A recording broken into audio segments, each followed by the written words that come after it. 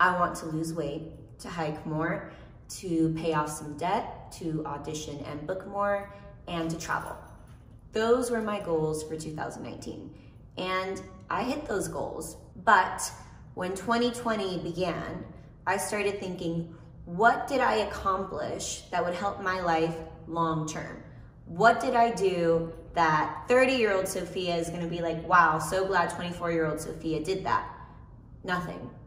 I didn't really do anything that would help me long term. I had a lot of fun. 2019 was amazing, but it wasn't working towards anything. 2019 started off hard for me. I was really depressed because I got rejected from acting school in London, and that is how I got into stand-up comedy. I was super excited. I was like, oh my God, I love this. This is so great. It was performing, made me really happy. But then I started traveling, and I just kind of started making more excuses as to why I couldn't actually pursue stand-up comedy. So I just like threw it to the side, and I attempted to launch a business, and it was really hard. It was really difficult. I have no business background. So sometimes I would go weeks without trying to do anything because it was just too stressful. And ultimately, that business never got launched. 2019, lots of fun, lots of travels, but I basically quit everything I tried to do. And I think there are two types of people. Person A says, I could never do that. That's too hard. They're usually more quiet, more shy, maybe not as outgoing. They internalize a lot of fear because everything seems too hard. Person B, on the other hand, thinks, oh, I could definitely do that if I wanted to, but I don't want to, so I'm not gonna do it. And person B gives themselves a gold star for everything they do, regardless of whether it's an accomplishment or not. Person B is loud. Person B is outwardly confident. Person B develops a habit of trying new things, realizing, oh shit, this is way more work than I thought, and then deciding, you know what, I don't actually want to do this. If I wanted to, I could, but I don't want to, so I won't. I am person B. Maybe you are person A, maybe you are person B. Regardless of which one you are, you have a shit mentality. Fundamentally, our mentalities are based out of our fear of failure. And we're fooling ourselves. We're trying to make up for that insecurity by not even attempting. Because you can't be upset about failure if you never even tried. Person A and person B need to get up off their ass and take a fucking swing at life. We need to try. We need to put in effort. We need to be okay with failing, because it's not failing if you learn and you get back up and you keep going. Here's something that I had to admit to myself. And it's a hard pill to swallow. It's something that people don't like to say out loud. Maybe I am not where I want to be in life because I haven't actually put in the time, the effort, and the dedication that it takes for me to succeed. Success is not overnight, and we keep on hearing about overnight success stories, and we think, well, why isn't it coming for me? Maybe this isn't my thing, but it's not coming for you because there's no such thing. Nothing happens overnight. And I want to stress that I'm not talking about the people who are working really hard, who are in school, who are busting their ass, who are in their career path, and maybe it's not coming as fast as you want, but it's coming because you know that you are doing what you need to be doing. So stop listening to this, because more than likely you don't need to hear what I have to say. I'm not talking to that type of people. I am talking to the people who have fallen into the belief that good things come to those who wait. Good things come to those who wait, but what we have forgotten is that we have to do the work and then wait. The universe is abundant and amazing, and it works in mysterious ways. I have no doubt about that. But the universe will reciprocate what you are putting out. So if what I am putting out is, I'm good, I'm gonna go party every weekend, I'm gonna vacation regularly, I'm gonna sit on my ass and watch Netflix, that's what you're gonna keep getting, because you're not putting in anything of substance towards the universe. So how does the universe know that you wanna succeed in your career path? How does the universe know that you wanna make changes in your life? It doesn't, because it doesn't seem like you want to. It is not enough to say, I want to make changes. You actually have to make changes. In 2019, I achieved all of my goals because I didn't challenge myself. I set the bar low on purpose. I wanted to feel good about myself, so I didn't bother to try anything too hard because I didn't want to feel like a failure. I don't want that anymore for myself. I don't want to be the person who doesn't challenge myself. In 2020, I'm focused on defining my vision and working towards creating that as a reality. I've always wanted to go a non-traditional route, so I've tried lots of different things.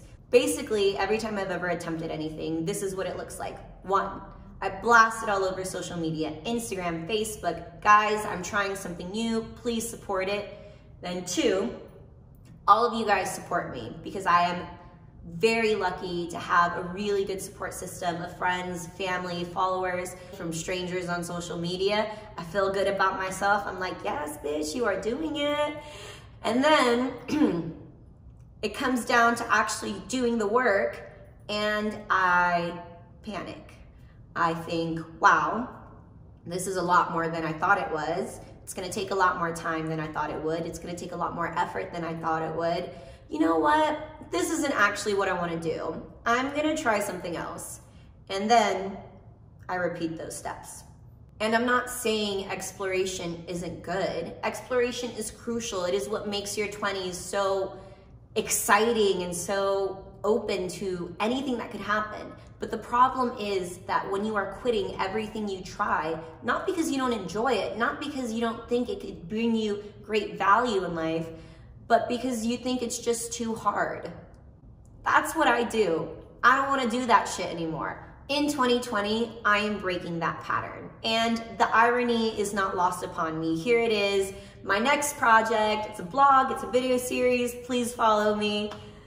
But fuck it. I am not taking any of my past shit into this goal. It's gonna be really fucking embarrassing if at the end of 2020, everyone is like, hey, you remember when you started that blog and you convinced us that this time it would be different? The reason this is gonna be different is because I now have a clear goal and a clear plan. And I'm not gonna pretend that I created some magical plan of how to define your goals and how to reach them, because I didn't. I can't tell you how to define your goals because I could barely define my own goals. What I had to do was sit down on my couch, no wine, no drugs, just me by myself, meditating with a sheet of paper. What is it that you want for yourself, Sophia? What do you want to do? And it's hard. It's hard to be open with yourself and to think past the idea of what you've already done or what you could do and what you could fuck up. You just have to be willing to try. Once you have defined that goal, then you have to define your action plan. Create a plan of action, because your goals aren't going to work if you don't do the work. I don't have a game plan or a system on how you should reach your goals, so instead I opted to go with someone who does. I looked into a lot of different podcasts and books and websites, and I found something that really resonated with me. I'm linking the podcast. It is a podcast. It is by Jay Shetty. It's called On Purpose. The episode is called The 4-Tier Framework for Effective Goal Setting and Why You Failed in the Past. It is an amazing podcast. I highly suggest you listen to it. If podcasts aren't your thing, don't worry. Keep watching me, read the blog, because we're gonna crack into it. So the first thing that Jay says is that you have to stop living in the nostalgia of 2019. You can't move on with 2020 and start living in 2020 if you're still in 2019. From now on, I am no longer talking about what I failed to do or what I did do or what I could have done in 2019. From now on, the focus is what I will be doing, what I am doing, and what is going on in 2020. Basically, I'm gonna take one of my own personal goals through the 4-tier framework for effective goal setting and work it out for you so you can kind of get an idea of what the system looks like. My goal is to create a weekly blog and video series with content that is well-researched, informative, and introspective on the subject of adulting. The first tier that Jay talks about is growth. He says that you need to look at your goals in terms of what is the growth that I need to accomplish it? What do I need to learn to accomplish my goal? What do I need to learn is to learn how to actually create a blog. I need to learn all the technical stuff that come with the blog. I need to learn how to adult. I need to develop the skills of editing, and so on. He gives the perfect example that if your goal is to lose weight, maybe the skill you need to learn is self-discipline and accountability. The next tier that he talks about is observe your opportunities. So what does this mean? Basically, what Jay is saying is that we spend too much time saying yes to opportunities that don't align with our goals and no to opportunities that do align with our goals. He says that you need to set rules for yourself, kind of like a schedule or a regimen, and those rules need to include what opportunities you say yes to and what opportunities you say no to.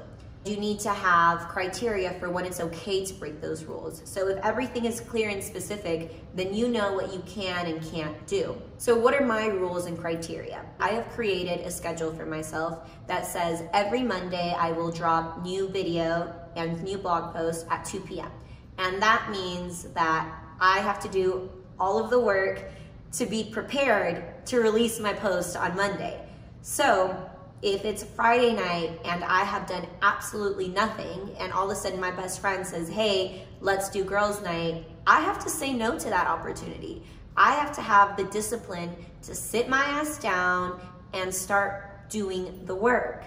You cannot keep blowing off your self-made goals and priorities for fun stuff. That's what I do. I can't do that anymore. And it takes a lot of discipline to be able to say no. It takes a lot of discipline to be able to say, yes, you will spend Monday working on your goal. No napping, no Netflix, buck down and do the work. Tier 3 is the action plan. The plan of action, if you will.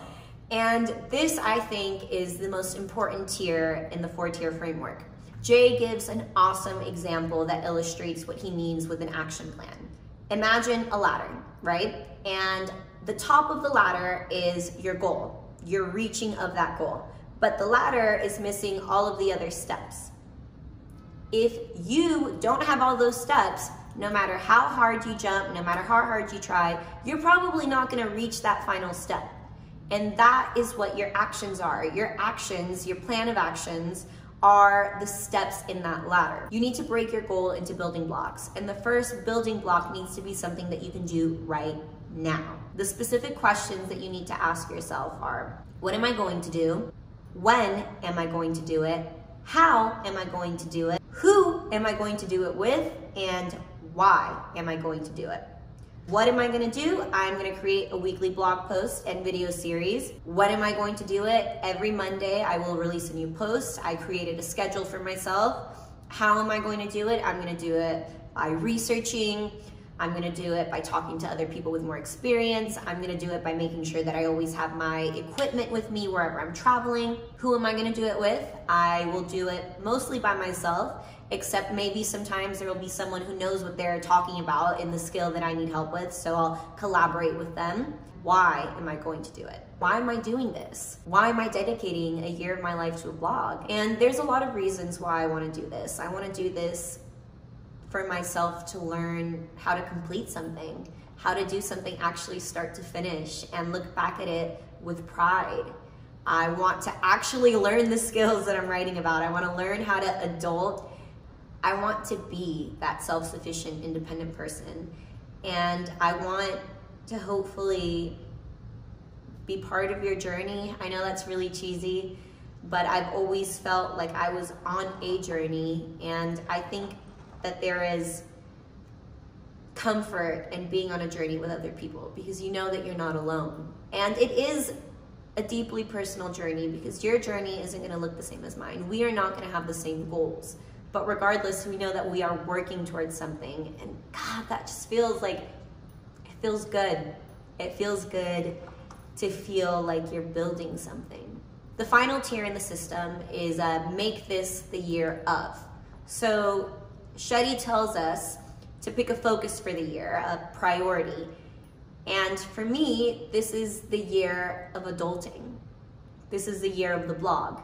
And that's what I'm pouring myself into. He finishes his podcast by encouraging us to define our 3 L's of the year. Learn one thing, launch one thing, and love one thing. I am learning how to adult, I'm learning how to invest, and that is something that will definitely be a key focus in my year 2021, because all of those skills that I developed this year, I'll be able to put those into the upcoming year.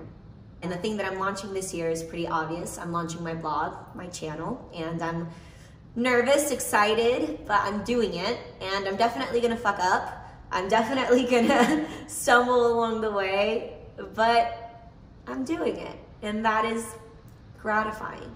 And the final thing is loving one thing. And this is the thing that will bring you stability, the thing that brings you joy and passion. And I am very blessed because I have multiple things that I love. I have friends that are amazing. I have a partner who's absolutely amazing and supportive. I have a home that I love.